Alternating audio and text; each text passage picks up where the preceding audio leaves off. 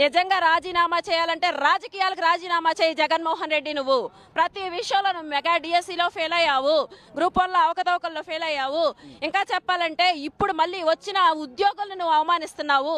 ఇంకా నువ్వు రాజధానికి కట్టుబడి ఉంటాను, అమరావతి కడతా అని చెప్పి 3 రాజులు నొప్పి మాట తప్పి మడమ తిప్పావు. కాబట్టి నువ్వు రాజీనామా చేయి, రాజకీయాలకు రాజీనామా చేయి, ఈ రాష్ట్రాన్ని పెట్టిన దరిద్రం వదులుతుంది. అసలు నువ్వు ఎవరి తాలూకా, టీడీపీనా లేక జనసేననా? అయినా నువ్వు ఏ జెండా కూలి అయితే మాకెందుకులే, కానీ ముందు మీ అచ్చెన్నాయుడు అసెంబ్లీలో ఏం మాట్లాడాడో ఈ వీడియో చూడు, సరేనా? వాళ్ళందరికీ చదువుకోమనండి.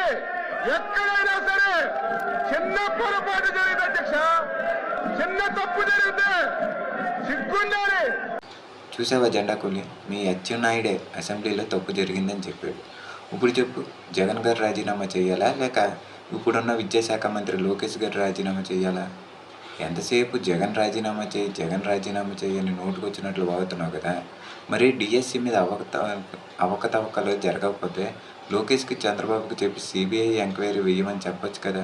మరి ఎందుకు భయపడుతున్నారు? మీకు సిబిఐ ఎంక్వైరీ వేసే దమ్ము లేదు, కానీ మీరు జగన్ గారిని రాజీనామా చెయ్యు అని మాట్లాడుతున్నారు. వెనకటికి నీలాంటిదే, నీళ్ళు పోసుకున్న పతివ్రత నిప్పు లాంటిది అన్నదంట. అట్లుంది నీ వ్యాపారం.